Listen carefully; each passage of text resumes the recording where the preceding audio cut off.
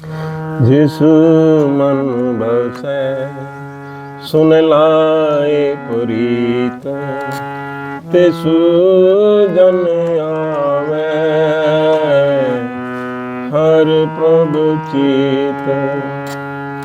जन्म मरण का दुख निवारै, दुर्लभ दे तत्काल उधारै। निर्मल शोभा अमृतता की वाणी, एक नाम मन माहे समानी। दुख रोग बिन सै भय भरम, साध नाम निर्मलता के करम।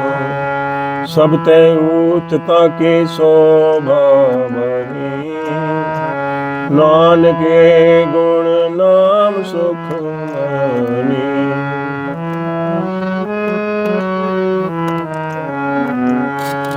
जिस मन बसै सुन लाए प्रीत, तिस जन आवे हर प्रभु चीत।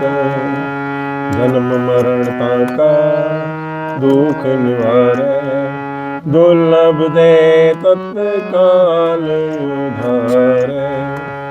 निर्मल शोभा अमृतता की वाणी, एक नाम मन माहे समानी।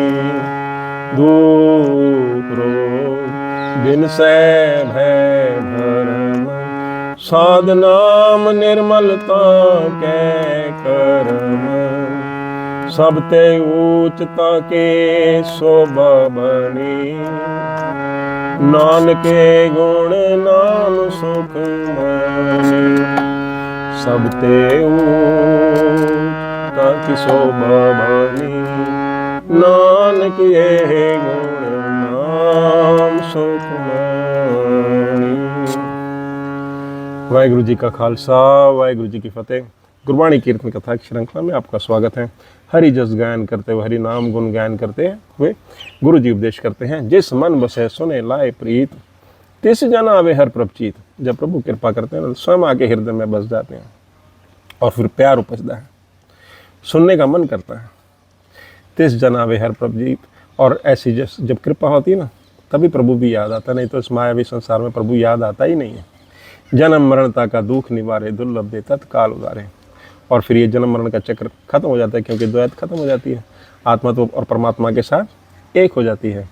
और दुर्लभ दे तत्काल उधारे, जिस क्षण द्वैत मिट करके आत्मा परमात्मा में लीन हो जाती है, बस उसी क्षण इस देह का जो मकसद है ना, वो पूरा हो जाता है और इस देह का उद्धार हो जाता है। सारी उम्र में हमारे से द्वैत नहीं दूर होती, पर जिस क्षण दूर हो जाती है और आत्मा परमात्मा में लीन हो जाती है, उसी क्षण तत्काल इस देह का उद्धार हो जाता है। निर्मल शोभा अमृतता की वाणी, एक नाम मन माहे समानी। तो जो हमारी शोभा है ना आत्मा की, वो पूर्णतः निर्मल हो जाती है, क्योंकि प्रभु में विलीन हो जाती है ना। और फिर हमारी वाणी में से भी अमृत झलकता है, अमृतता की वाणी। क्योंकि अंदर जब है प्रभु, तो वैसे ही फिर वाणी हो जाती है। एक नाम मन माहे समानी, क्योंकि प्रभु का नाम जब अंदर बसता है तो हमारी वाणी में भी दिखने लग जाता है।